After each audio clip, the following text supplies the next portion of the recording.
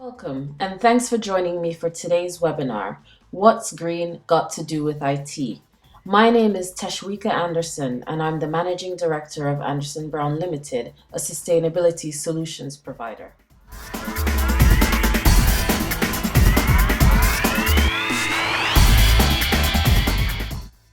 I'd like to start by telling you a little bit about who we are at Anderson Brown.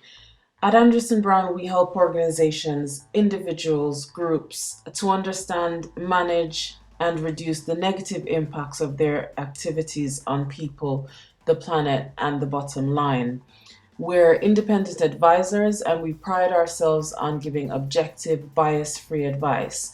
So we don't sell any ICT products or traditional ICT services, neither do we do ICT deployments. Our services consist of consultancy, project management, training, research and analysis, and collaborative and engagement solutions around sustainability. We have specialist expertise in green IT, and our clients include the Brent Council in London, Guardian Media Group, and Ted Baker. Today we'll cover three main areas. I'll start with the background and overview to green and sustainability and make the linkage between green and sustainability and IT.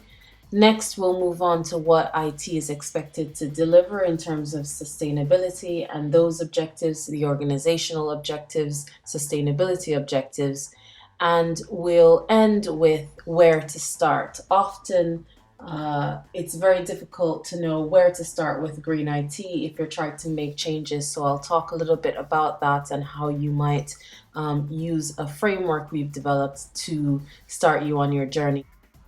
So let's start with the first thing on the agenda. What's green got to do with IT? What is the background? What are the drivers? Why is there a focus on IT with respect to green? What is the relationship between green and IT? Let's start with the drivers. We've identified three categories of drivers around green, sustainability, or the environment, whatever your terminology. The first category is cost. The second is legislation and risk. And the third is reputation, values, and differentiation. Let's take cost in the first instance. There is an increasing recognition in forward-thinking organizations that there is a direct relationship between cost and green. Especially in these tough economic times, many organizations want to identify areas where cost savings can be achieved, and they understand that reducing their environmental impacts is often an easy way to achieve cost reduction and sustainability objectives. There is increasing understanding that failure to manage environmental impacts in a business and really across the supply chain can be a source of operational, legislative, and regulatory risk. The specific nature of the legislative, regulatory, or operational risk really varies from country to country and varies by industry and sector. But there's no doubt that whether it's the CRC Energy Efficiency Scheme in the UK, the Grenelle Law in France, or climate change and environmental protection legislation in other parts of the world, legislation and risk are major drivers for going green. The first two types of risk, cost on the one hand and legislation and risk on the other, are two areas where organizations are really compelled to act with respect to green, and some organizations begin and end with those drivers only, cost, legislation, and risk. But there's another set of drivers that is as compelling or even more so, and that's the category of drivers related to reputation, values, and differentiation.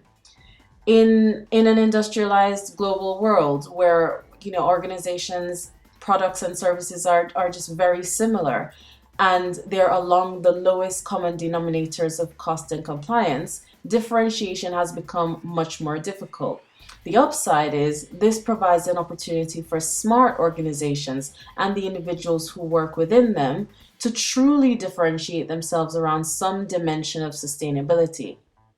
Now, whatever the driver or drivers that are most applicable for your organization, What's clear is that going green, not just saying you're going green or greenwashing, but truly going green, presents unique opportunities to operate a more cost effective, leaner, greener, more responsible enterprise. So far, we've talked about green and the drivers for going green, but what does green have to do with IT? Unfortunately, the debate around IT and how it relates to green and sustainability has become quite polarized. On the one hand, by some estimates, IT is responsible for 2% of global emissions. That's equivalent to the aviation emissions. And many organizations, including research bodies, environmental campaigns, and government bodies, have increased their calls for the ICT industry to clean up its act. You only have to think of the increasing attention and negative press that the aviation industry has received from climate change and environmental protection campaigners to understand why the ICT industry doesn't want to be viewed as a dirty, polluting industry. There's also been a great deal of concern about e-waste. For example, in the EU, IT is the second largest source of e-waste, accounting for a whopping 39% of all e-waste. I'd like to show you a video now that does a very good job of articulating a major downside of IT and how a greener approach to IT is needed in order to tackle the problem of e-waste. Buy it, use it, break it, junk it, scrap it, ship it, hell it's profit, dump it, pile it, crunch it, bunch it, lump it, chunk it, deal it's toxic, chop it, dust it, scrape it, burn it, melt it, smelt it, can't contain it, breathe it, drink it, eat it, soak it, breathe it, drink it, can't escape it, buy it, use it, break it, junk it, scrap it, ship it, hell it's profit, dump it, pile it, crunch it, bunch it, lump it, chunk it, deal it's toxic, chop it, dust it, scrape it, burn it, melt it, smelt it, can't contain it, breathe it, drink it, eat it, soak it, breathe it, drink it, can't escape it. It's toxic. It's toxic. It's toxic. It's toxic. Buy it, use it, break it, junk it, scrap it, ship it, hell it's profit, dump it, pile it, crunch it, bunch it, lump it, chunk it, deal it's toxic, chop it, dust it, scrape it, burn it, melt it, smelt it, can't contain it, breathe it, drink it, eat it, soak it, breathe it, drink it, can't escape it, buy it, use it, break it, junk it, scrap it, ship it, hell it's profit, dump it, pile it, crunch it, bunch it, lump it, chunk it, deal it's toxic, chop it, dust it, scrape it, burn it, melt it, smelt it, can't contain it, breathe it, drink it, eat it, soak it, breathe it, drink it, can't escape it.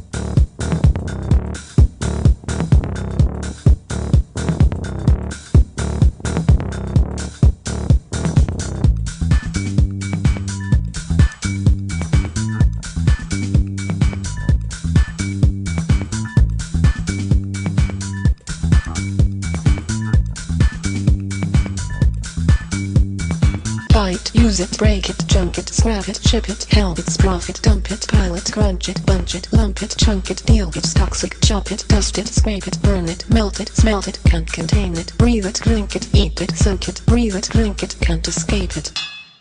It's toxic. It's toxic.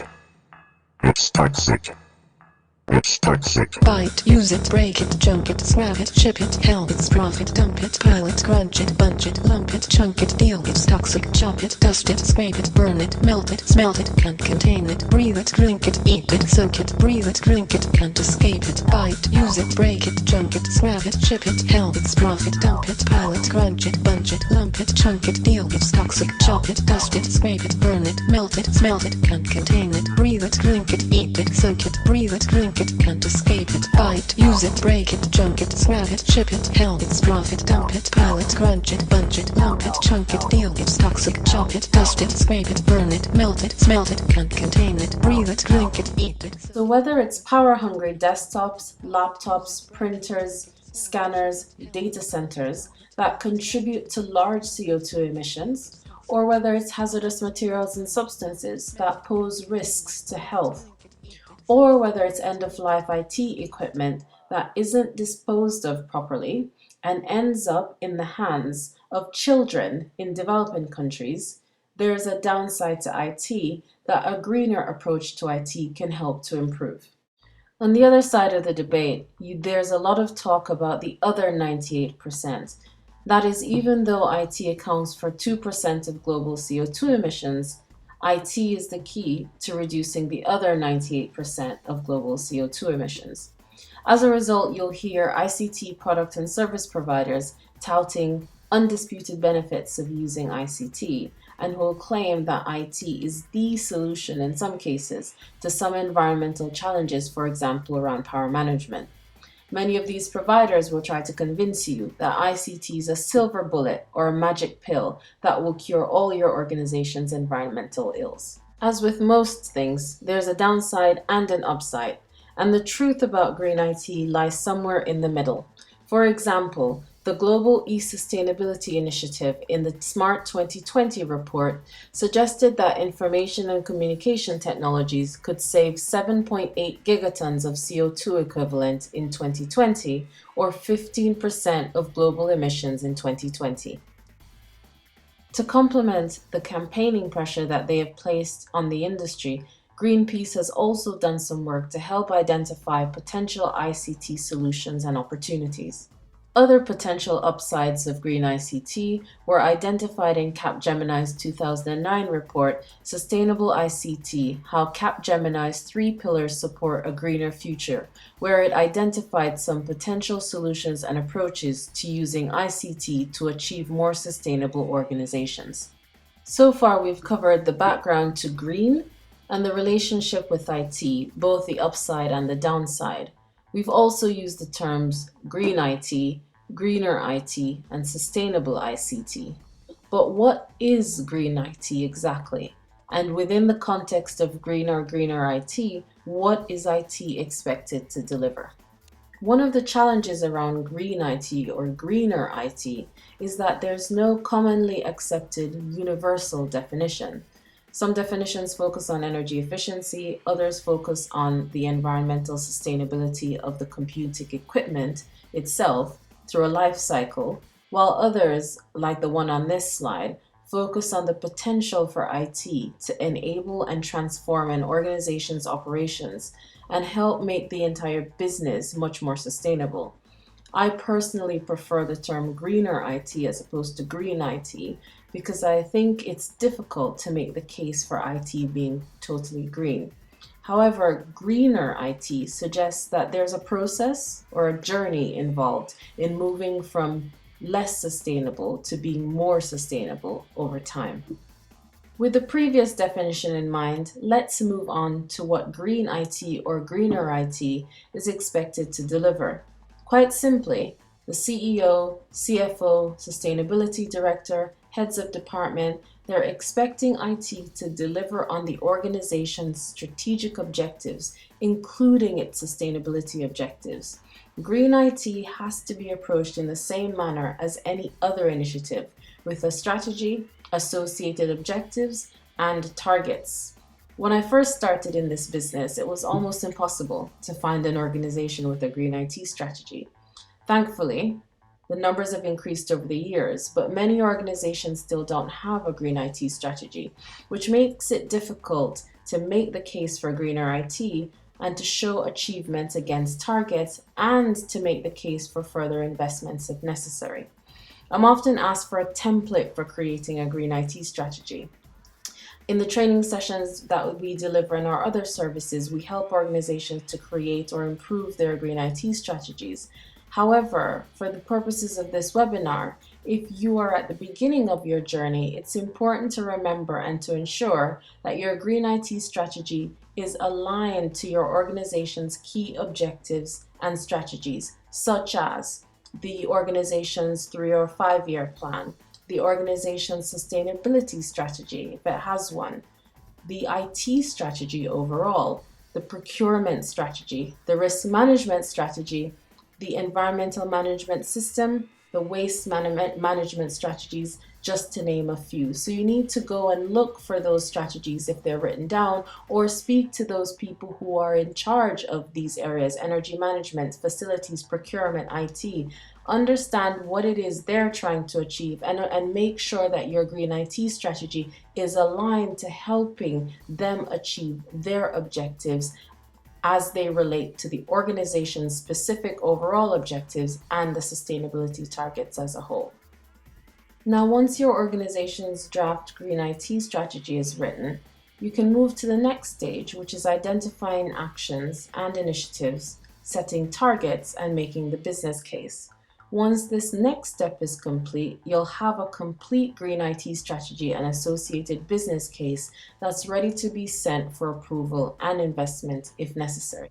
One of the most commonly asked questions around green IT is, where do I start?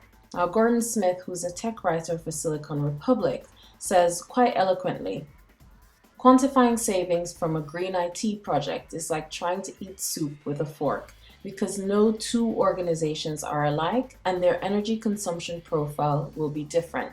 Now, I completely agree with that, and I've seen that with a number of organizations.